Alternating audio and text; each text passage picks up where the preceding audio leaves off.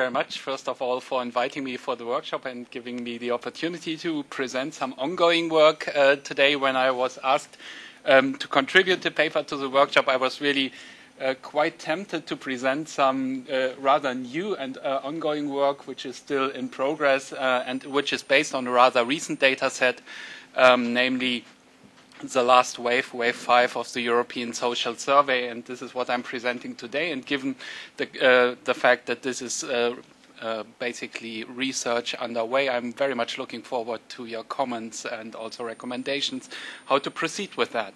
The topic is on desired retirement ages in Europe, so we are shifting a bit from the objective fact of retirement actually to how people are planning for their retirement, which age they would like to retire.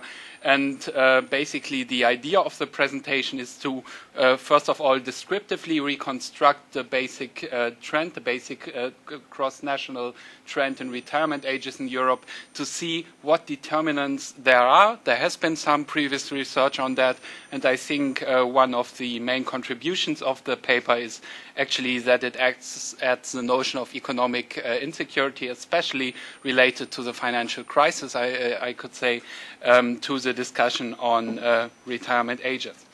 Now, the thematic background, I think I can be very short on that because you will be very well aware throughout the workshop we have gone, I think, through most of the things I'm now saying quite extensively, so I'll be rather short. As you will know, from the 1970s up to the millennium turn, or in some countries a bit earlier, 1995, there has been a continuous and often also persistent trend towards early retirement within most European societies, so that by the turn of the century, only around a third of men were still actively employed. That is really reflected in this graph. You can see that there is some cross-national variation, but the consideration in Europe was quite that this is a critical trend that will need to be reversed, and this is where political measures then set in the coming years. What I think is important, and what is also, in a sense, the background of my presentation, is that this trend not only led to a, so to say, structural establishment of early retirement, but was also reflected in a certain early retirement culture, as it was often framed, due to the fact that it was a long-term process. Many people were really expecting to retire early. As I said, there has been quite some political action within the last 10, 15 years that has had the aim to reverse this process, and it often is summarized as a paradigmatic turn from fostering early retirement to promoting longer working life, often also taken under the catchword of active aging, and two major areas which have been reformed throughout this move from early retirement to late retirement have been especially pension regulations, like we discussed throughout the seminar already, raising the retirement age, raising contribution years, shifting the calculation formula, and so forth. But also there have been policies that have increasingly tried to enable older workers also to remain within employment, and in this sense, under employability policies, most often lifelong learning has been referred to. And most recent figures indeed indicate a reversal of the early exit trend we have seen throughout the last years. You can see it here just as a short sketch. I won't go into the diagram into detail. This compares basically the employment rates from 2000 and 2010 in the EU 27 countries, with the lighter bar always reflecting the 2000 years. And even though in some countries there has been a backlash from 2008 to 2010 due to the economic crisis, you can see that the general picture in the EU as a whole, as well as in the single countries, has been a rise in employment rates. And this is increasingly being investigated actually using both cross-sectional as well as longitudinal data. What has been done comparatively little, and what is the aim of this paper against this background, is actually not only to look at are people staying within the labor force, which always refers basically to recent cohorts, but really also to look forward on people that are planning to retire. So what are future cohorts doing, and how is their retirement decision shaped? And there are quite a few reasons why basically studying attitudes and preferences adds further detail, I think, to the analysis of retirement. The first thing is, I think, quite an advantage if one wants to look at how these recent reforms have triggered through to the individual level. If we are reconstructing the retirement transitions of earlier cohorts, we are always looking back in a sense. So basically, we are always looking at retirement transitions with a time lag, and especially on those cohorts that have retired within the last 5 years. Who have been these people? I think these have been mostly people who are really governed by the, so to say, early exit regime that was quite prevalent since the 1970s. They spent almost their entire employment lives under the respective pension regulations.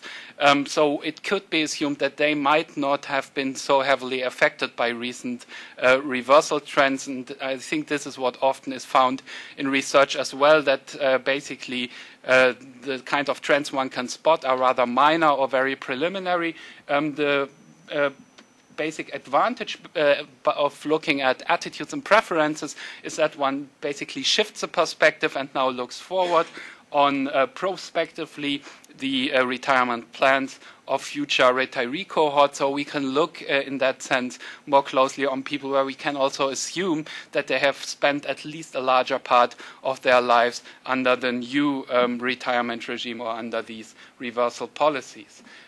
This is not like looking in a glass bowl with a fortune teller, but I think it is quite also a substantive issue. At least some research shows that after age 50, this is not just speculating about the future, but that after age 50, so as the retirement decision comes closer, retirement preferences increasingly turn into at least usable proxies for actual retirement behavior. So I think looking at that, we are also doing some quite reasonable and substantive analyses. And finally, of course, it's politically relevant because future reforms and also, I think, the sustainability of current reforms are dependent on a sufficient level of consent among the relevant population. And this is mostly, I think, younger cohorts or future retirees. Now, I will give you a very short overview about what indicators so far in research on retirement desires have been used, and I will then apply them basically in a short analysis of the European Social Survey. In general, I think this is a rather new field of research, at least in terms of international comparisons. So basically, there are 4 types of institutions. The most obvious one is that retirement desires will be, to some extent, structures by nation-specific institutions. And here we can definitely think about, for example, retirement regulations. There definitely is also an influence, and I think we discussed that throughout the seminar as well, by organizational or workplace characteristics, so the quality of the work you do, the way you are being rewarded for it, and so forth. Individual characteristics, your educational background, your occupational status will play a role. And what I think this presentation can add also is then the additional view on economic uncertainty. So let's go through these determinants in some more detail just to give you an overview what one can think of here. With regard to nation-specific institutions, as I said, the most obvious thing is to look at pension systems.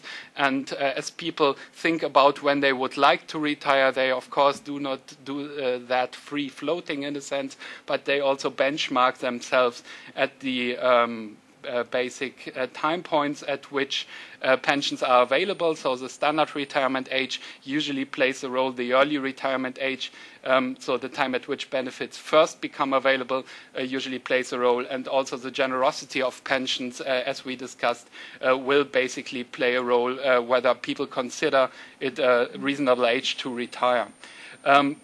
This is about basically the pull factor, so the incentives to leave the labor force. I think it can also be assumed that retirement desires will also be dependent on the question, how far do context, how far do institutional backgrounds allow for continuation of employment? If they allow for a better continuation of employment, some workers who otherwise would prefer to retire earlier might decide to stay longer in the labor market.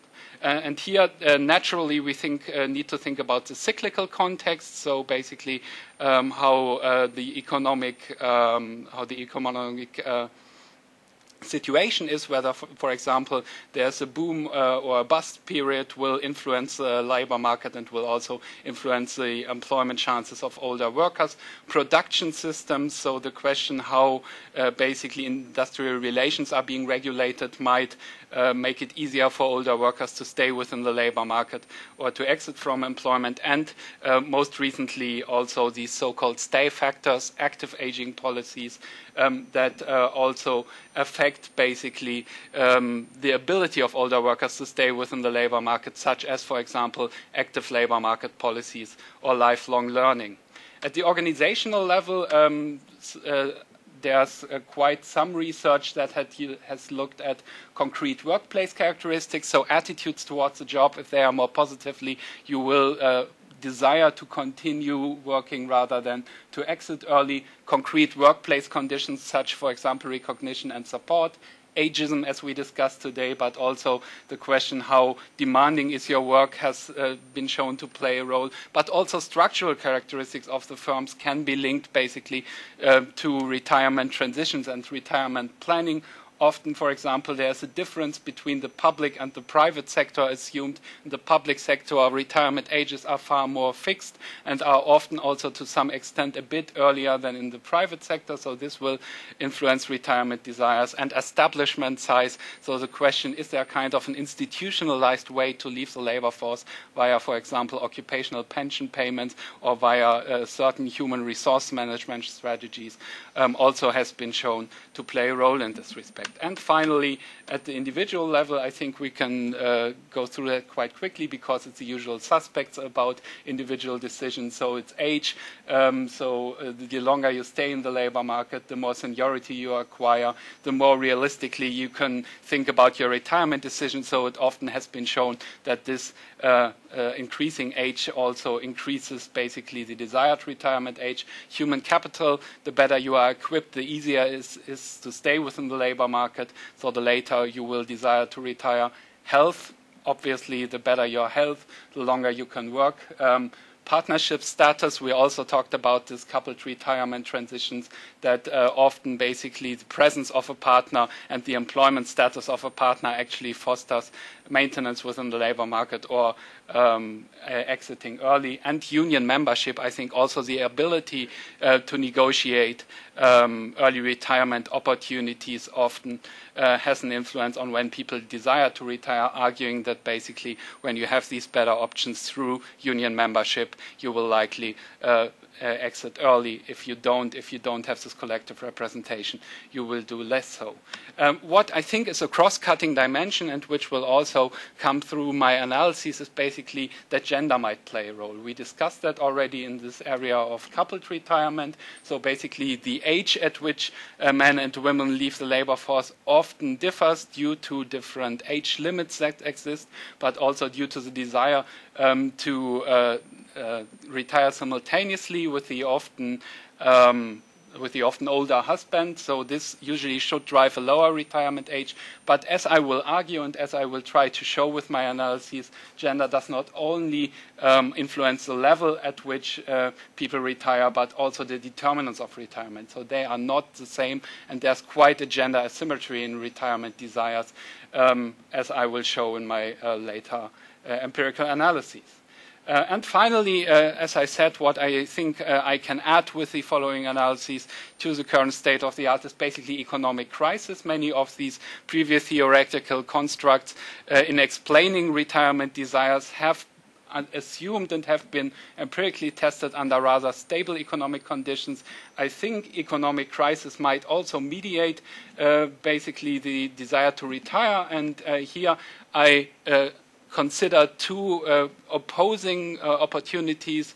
On the one hand, there could be a positive effect of economic uncertainty, economic crisis on desired retirement age. This assumes, in a sense, that people understand the changes in pension system. So economic uncertainty leads to less stable careers. Less stable careers may mean less stable contributions to pension systems. And given that pension systems increasingly acquire you to make these contributions conditions, then people will rather tend to prolong their working career. So there's a higher need for additional pension contributions once you're affected more by economic insecurity. And on the other hand, you can also think in the opposite direction. There could be a negative effect on desired retirement ages. That is, for example, the early retirement logic. So people assume that if there's an economic crisis, there will be more demand shocks. The labor market will be affected more negatively. Companies will need to restructure, and under such conditions, it will be more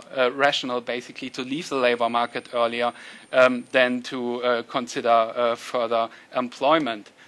So basically, the question is which of these two hypotheses, so the one basically that people understand the reforms and basically react by prolonging their working life, or whether people are still bound to the old early retirement ideology and thus leave earlier, will be tested in the forthcoming analyses.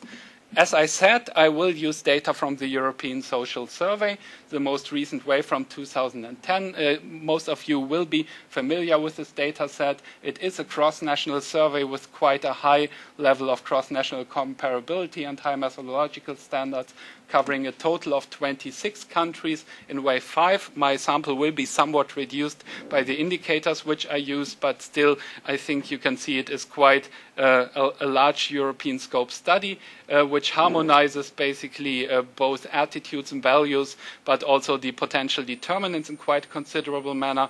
It always consists of one core module and one rotating thematic module. In 2010, this has been a module that has focused on work, family, and well-being, and although most of the indicators are actually on the family side, there are also 2 or 3 indicators on retirement, of which I use one specific question. This is basically the question, at what age would you like to or would you have liked to retire? So it's asked both prospectively as well as retrospectively. As I told you, my focus is basically to prospectively see how future retirement cohorts will plan their retirement decision. So this is the focus I will be applying. So I just look at what age would you like to retire, not retrospectively.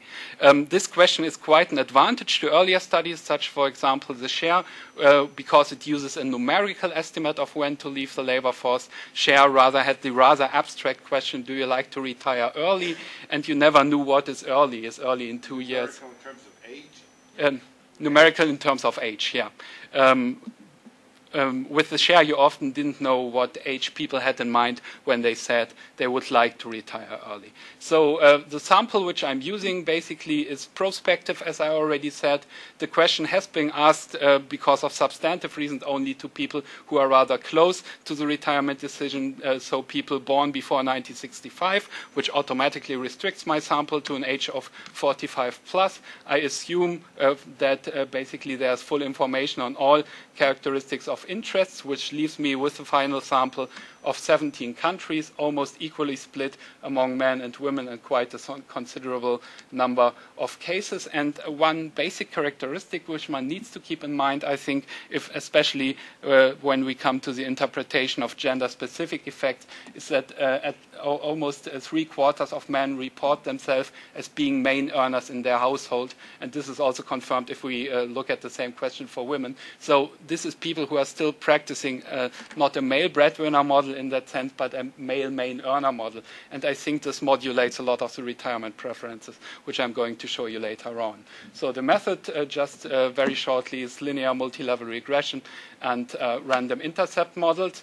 Just to give you a very short descriptive overview about the mean desired retirement ages, you can see them here for men on the left-hand side and women on the right-hand side. You can see that there's still quite considerable cross-national variation in the desired retirement ages, ranging from the Scandinavian countries with around 64 years to a number of Eastern European countries, Slovenia, Hungary, Estonia, France and Greece also join this group with clearly the desired retirement ages below age 60. And you can see a comparatively similar pattern, though on a rather lower level for women. So you can see that here the desired retirement ages in general tend to be earlier than for men, reflecting what I said, basically this different behavioral component, but also the different, in some countries at least, existing retirement ages for men and women. This classification of countries is very closely related, as already assumed, to the mean, to the standard retirement age within the countries. Here it is plotted with the, oops, sorry. Here you can see it plotted basically as the desired retirement age down here on the x-axis, and on the y-axis you see the actual legislated retirement age for Social Security.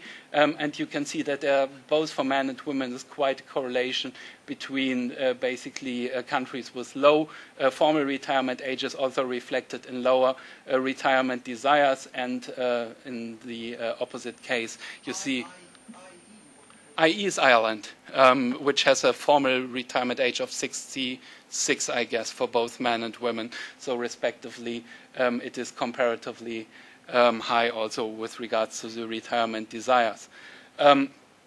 So this also gives you an idea that retirement age, of course, plays an important role, and all the models I'm going to show you later on, of course, control for retirement age, so that we are not basically artificially measuring effects that are just due to basically different legal regulations. Oops, EE is Estonia. Estonia, so yeah. Where's the other income? Because ES is already booked for Spain. Yes, that's a problem, yeah. A maybe. Yeah. No, I think in Estonia it's double E. Oh. Double E, yeah, and ES is, yeah. That's a problem. That's what I was stupid. Yeah. Stupid anyway. Okay. I asked for it. Okay. Right, then let's go through the determinants of basically these individual retirement desires. I will go step by step, and this is also how the models were constructed. They were nested models, really introducing one after another individual characteristics, organizational characteristics, macro-level characteristics, and in the end, basically this indicators reflecting the economic crisis. What I'm showing you for simplicity reasons, because I didn't want to bore you with 12 different consecutive models, is just the estimate for the last model, so controlling for all factors, including standard retirement age. For simplicity reasons, the coefficients do not change very much, so it gives you a very good overview, and it's not that basically these different factors are corroborating themselves very much. So just starting with individual level characteristics, basically all of the expectations that one would have are being met. Age indeed increases basically desired retirement ages due to the reasons mentioned, and subjective health also does it. So the better your health is, the more likely you are to desire a higher retirement age. Unemployed individuals, I think here we have a first interesting gender-specific effect.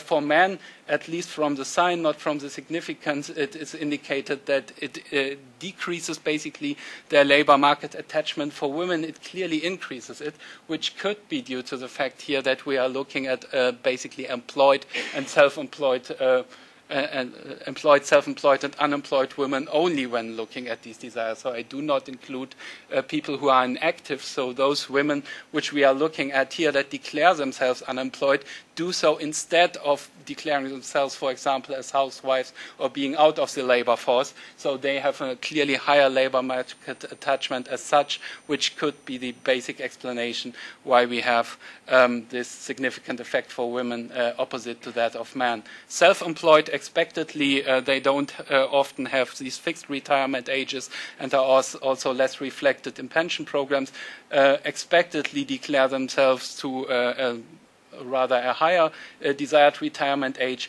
Education works into the direction as one would have affected. The higher you are educated, the more likely you are to desire a later retirement age.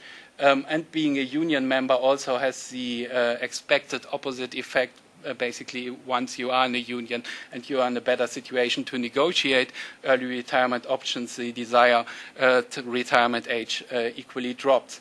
What is, I think, interesting again is here quite a gender-specific pattern with regards to living with a partner, although the effect is negative for both men and women. For women it is significant, which again also points basically to this unequal contribution to the household income that women, once they live with a partner, they have to or they account less for their own retirement income. They can basically also refer to the husband's pension,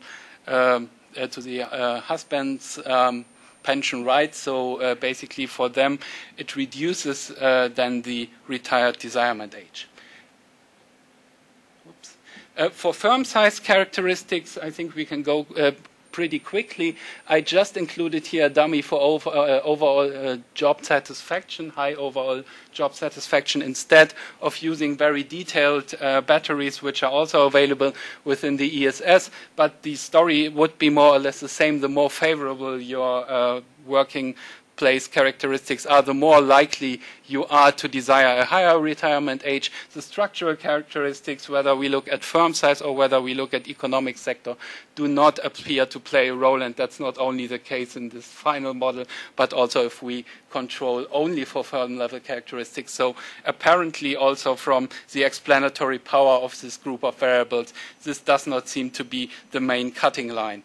Looking at institutional characteristics, of course, standard retirement age, the higher it is, the higher is your desired retirement age, as you already saw in the descriptive characteristics. Unemployment rate has a negative effect on desiring to stay within the labor market, but again, only significantly so for women. I think this is also interesting that we can see that is rather, as regards their retirement planning, has a disencouraging effect, while it doesn't significantly have one for men. The net replacement rate, which I included as an additional indicator for welfare state generosity, doesn't seem to play a role here. That could be due to the fact that this is an average national national replacement rate for a standard worker with a standard income, which is of course not sensitive enough to account for own pension accruals. So maybe one would need to refer to more detailed indicators here when adequately assessing the effect of pension characteristics. This very general catch-all indicator doesn't seem to tell the full amount of the story. What I think is interesting, that you can see that basically in countries where you have a high relative share of lifelong learning among older workers, 55 to 64, so a high amount of stay policies, this apparently is also reflected in the retirement desires of people. So apparently these countries do not only change the behavior of older workers, but also gives them the image that they could work longer, and also that they desire a higher retirement age. And this is controlling already for the fixed standard retirement age, so it isn't just a compositional effect because it's the Scandinavian countries that have this, but you can see that this is an effect that goes beyond retirement regulations. And finally, coming to the effect of basically economic crisis, the ESS has a number of variables that basically measure effectiveness by adverse economic situations throughout the economic crisis on the individual level, on the household level, and also on the firm level. The only indicator that actually proves to be significant is really the closest indicator. So have I personally been affected by economic downturn or by loss of a job in this concrete case throughout the last 3 years, so from 2008 to 2010. And again, I think it is interesting that the result here is very gender specific. Own unemployment obviously increases the propensity of the man in a couple to remain within the labor force, but it does not so for women. So again, this I think points to me to the still perception of being the main earner within the household and having to account for the potential loss in future pension income by extending the own working period, why we don't find this effect for women. If we introduce an additional indicator, which I didn't do in the paper, which is the length of unemployment, you can also see that women basically do exactly the opposite. They do not react to their own unemployment career, but if they see that their partner is unemployed, they increase their desire to retire at a later point in time. So in a sense, if they see their career of the partner is unstable, then they jump in order to secure the household and later retirement income. But this is not so the case for their own unemployment, which again also points to a very interesting gender-specific pattern. So basically, to sum up, as you have seen, there's quite some considerable cross-national variation in desired retirement ages across European countries, which is strongly related to formal retirement ages. And I think the fact that it's following these ages also shows that people are quite able to adapt to these recent current pension system reforms and raises in retirement age. Of course, the results also show that you need to supplement basically these pension reforms by, on the one hand, policies promoting the employment, especially lifelong learning, where I showed you the strong effect for both men and women, and effective workplace programs as reflected in the respective quality of employment indicator. Generally, the effectiveness by crisis promotes higher desired retirement ages. So obviously the rationale behind reforms is understood by individuals, but many of the effects previously found are gendered behavior, as women on the one hand reduce their working desire when being in a partnership while men do not do so. They do not adapt basically their own desired retirement to economic crisis while men do so. And they are somewhat also more likely to reduce their work attachment in case of economic downturns, as reflected in this negative effect of the national unemployment rate on the desired retirement age of women. And I think especially when considering which role is attributed to women's employment in combating this early retirement crisis, this is quite a worrying result, that we see that not only they are structurally desiring an earlier retirement, but they are also more in the position to reduce their own retirement desires during economic crisis. So this is definitely of concern, and I think beyond a major finding of the study. So thank you very much for being a bit over time, but I'm still looking forward to your questions and comments.